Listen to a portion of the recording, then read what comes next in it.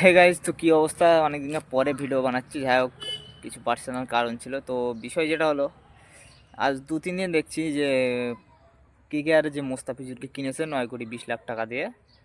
ভারতের কিছু ফ্যানরা বলতেছে মোস্তাফিজুরকে খেলালে আমরা টিমকে বয়কট করব। তো তার মধ্যে একটা আছে, সেও কন্টেন্ট ক্রিয়েটার বলতে গেলে, মোতা বিজয়। সে নামে মোটা, তার মাথায় কিছু নেই। কারণ একটাই, সে শুধু মানে মোস্তাফিজুরকে নিলে আমরা কেকেআরকে বয়কট করব না। তারা, সে মানে তার ভিডিও দেখলে বুঝতে পারবে, সে খেলার ভেতরে ধর্ম বা বলতে গেলে একটা দেশের দাঙ্গা এইসব কিছু নিয়ে কথা বলতেছে। তো আমি এটুকু বলি, তাদের দেশের আইন আছে, তাদের দেশে যেটা ঘটেছে সেটা তাদের দেশের আইন বুঝবে। আর কিছু বাংলাদেশিও আছে যে কেকেআরে যেন মোস্তাফিজুর না খেলতে যেতে পারে, বয়কট করছি হেন তেন। তো তাদেরকে, বাংলাদেশিদেরকে বলি যে বয়কট যদি করারই হয়, পুরো টিমটাকে বয়কট করো ভাই। ভারতে কিছুদিন পরে আছে মানে T20 বিশ্বকাপ, পুরো টিমটাকে বয়কট করে দাও। তোমরা সেটাই করো, যে ভারতে গেলে আমরা মানে পুরো টিমটাকে বয়কট করি, সেরকম কিছু করো। একটা প্লেয়ারকে নিয়ে কেন এত টানাটানি? আর এই এত ফ্যানদেরই বলি যে তোমাদের এই কথাবার্তায় কোনো কিছু যায় আসে না ক্রিকেট বোর্ডের, এটুকু বলি। কেন এর আগের বারও একবার হয়েছে, বাংলাদেশি প্লেয়ারকে মানে দলে নেওয়ার জন্য বয়কট, তাদের নিলামে কিনবে না। সেই শেষে তখন মোস্তাফিজুরকে কিনে নিল 3 কোটি টাকা দিয়ে চেন্নাই।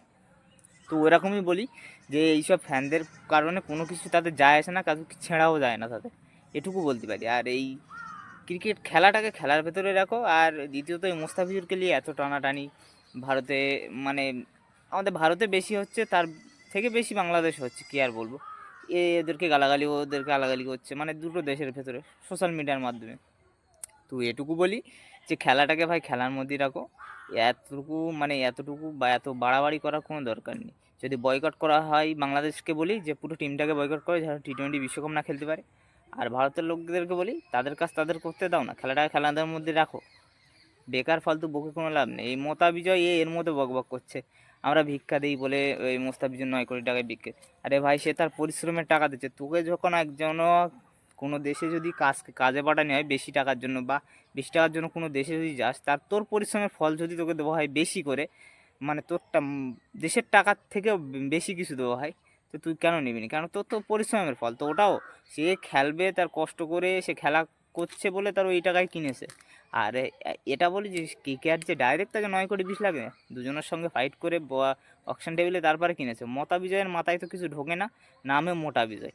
তো ওর ভিডিও যারা দেখে তারা জানে ও কীরকম ছেলে। তো এটুকু বলার ছিল, খেলাটা খেলার মধ্যে রাখো ভাই।